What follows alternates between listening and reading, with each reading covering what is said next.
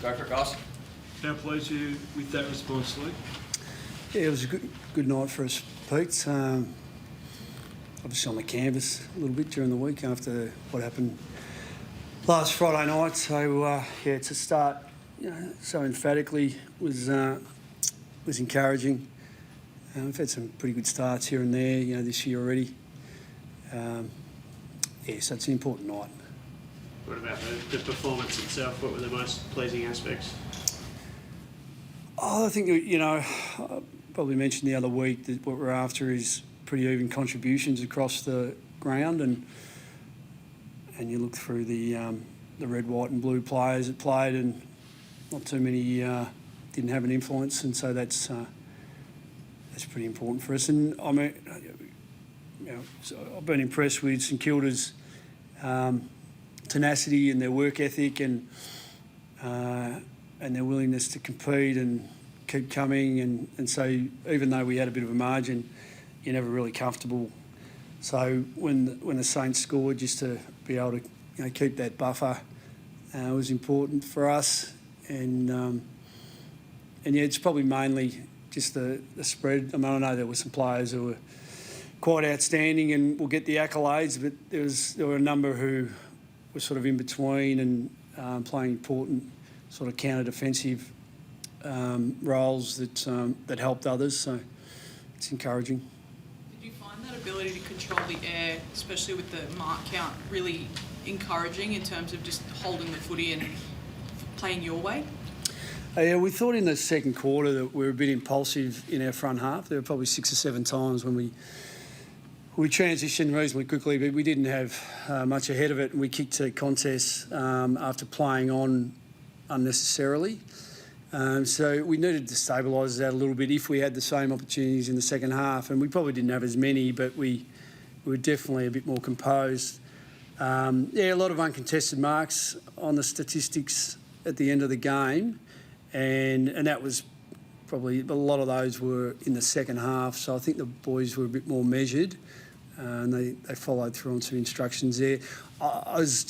We're all really impressed and over the moon with the aerial contests, especially in the first quarter, from Lobby and Aaron and Sam and Tim, our really big lads, and forward of the ball. We didn't necessarily mark everything, but everything came to ground, and some of them were pretty significant contests too. So the boys really put their bodies on the line, and I think we fed off that a bit after that. What was the theme of the week, Luke, given the noise around and the pressure that was probably on the Bulldogs coming into this game? Yeah, I suppose as you know, I don't often delve into the themes too much, but after last week, we had a good chat after the game, and there's a real closeness within our football club, and the theme really from the players is stick together, and it was obviously off-field and on-field, and we talked about the cohorts within the group, the different roles that they play that are similar and how they help each other, and there was some real cohesion and uniformity in all of that, and so I think between the players and their conversations and our coaches building them into tonight's performance, I thought everyone did an outstanding job. And we had a 6-day break. The Saints obviously under a bit more pressure with a 5-day break. That's a challenge for them. But I just thought our playing group, our coaching staff, our support group through our medical and high performance areas, just helping the players prepare upstairs and mind and body. It was a terrific preparation, but you never know how that's going to work out. So a little project, and she's closed, and now we've got to.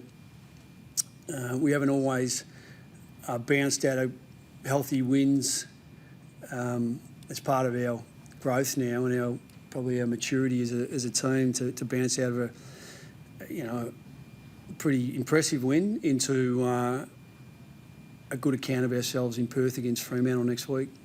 Aaron Norton tonight, I know it's not always about the goals, but it must be nice to see him kick a few in a good performance like that. Yeah. We're all pleased for him because he doesn't covet necessarily kicking half a dozen like he did, or he does all the team things. That he competes like there's no tomorrow, and I love the fact that he was able to get some reward for himself, and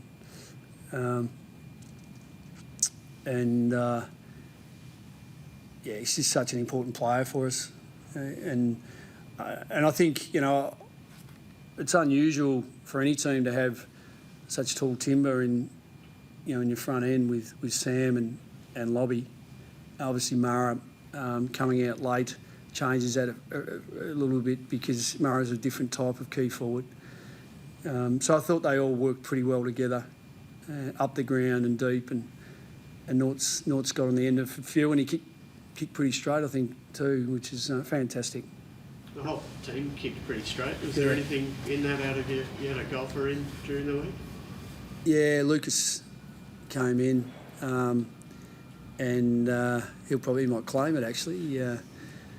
No, I mean the boys have been working at it and chipping away with their routines, and didn't necessarily get it right last week. So 2 weeks under the roof. So it is an important part of the game, as we know. Accuracy just takes the heat off a bit as far as scoreboard pressure goes. So a good result tonight, and hopefully we can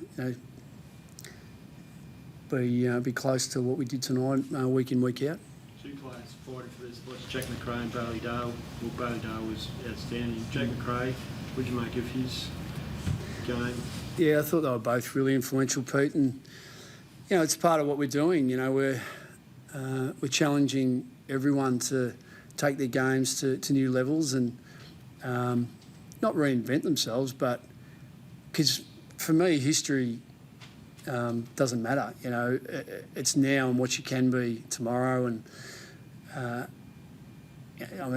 we saw the Bailey Dale tonight that, as a high defender when he was first moved there, the antennas went up about how good he could be. Obviously he got an All-Australian jacket, but you're never sure whether or not he can reproduce some of his best form. And tonight he was unbelievably influential. It wasn't just what he did with the ball.